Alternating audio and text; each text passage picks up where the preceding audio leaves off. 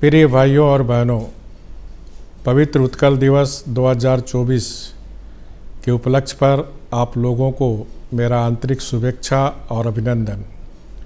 सन 1936 अप्रैल 1 को उड़ीसा स्वतंत्र प्रदेश का गठन हुआ।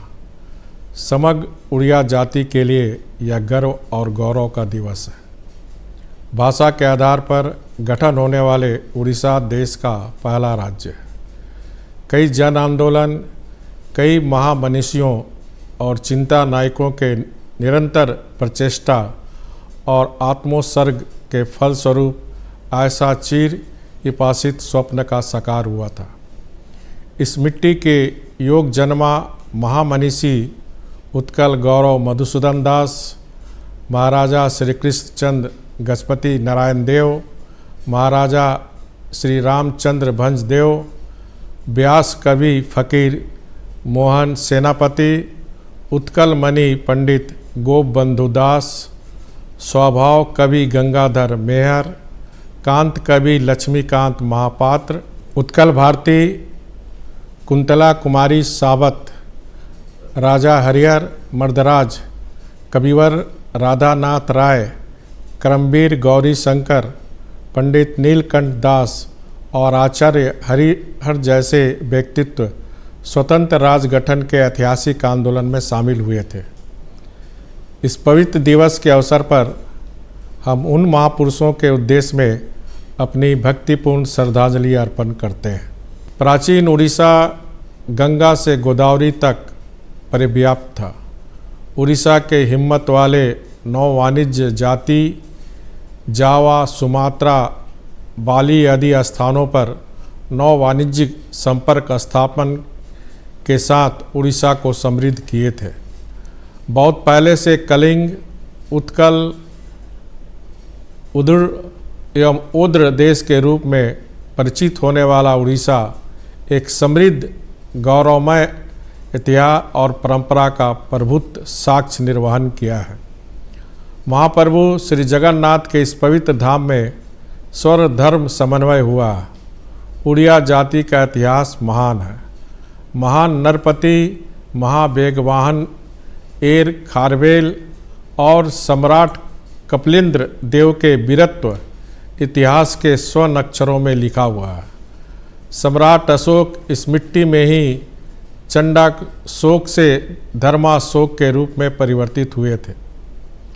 कलिंगा साहसिका के रूप में वीर और दुर्धर्ष उड़िया जाति समग्र विश्व में सामरिक दस्ता में सुनाम अर्जन किए थे।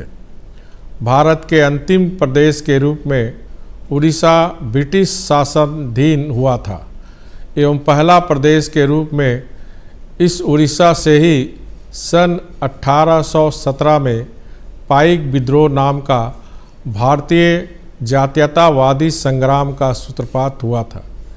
जयी राजगुरु के द्वारा संगठित ब्रिटिश विरोधी संग्राम से 1817 में बख्शी जगबंधु के प्रभावशाली नेतृत्व में परिचालित पाइक विद्रोह उड़ीसा की मिट्टी में अंग्रेजी शासन को हिला दिया था। विदेशी शासन के खिलाफ इस मिट्टी के महान संतान वीर सुरेंद्र साय के प्रेरणादायी वीरत्व की कहानी एवं सशस्त्र संग्राम के इतिहास के पन्नों पर स्वर्ण अक्षरों में लिखा हुआ है। आज इस अवसर पर वही महान व्यक्तित्व के उद्देश्य में मैं श्रद्धांजलि अर्पित करता हूँ। उड़ियाओं के लिए सन 1936 अप्रैल 1 में भाषा के आधार पर एक स्वतंत्र प्रदेश गठन होने के फलस्वरूप स्वाधीन भारत में इस प्रक्रिया के अनुसार और कितने राज्य गठन का पथ प्रशस्त हुआ था। भारत में राज्यों को गठन में भाषा एक मौलिक आधार बना था। देश का अन्यतम प्राचीन भाषा के रूप में मान्यता प्राप्त करने वाला उड़िया भाषा इसके बीच शास्त्रीय भाषा की मान्यता प्राप्त कर चुकी है। कवि जयदेव की कालजयी रचना गीत गोविंद, आदि कवि सरला दास के उड़िया महाभारत, जगन्नाथ दास के उड़िया भागवत आदि उड़ीसा साहित्य को रुद्धिमत किया है। उड़िया लेखक लेखकों ने उनके कृतियों के द्वारा सारस्वत जगत में गौरव की वृद्धि किए हैं।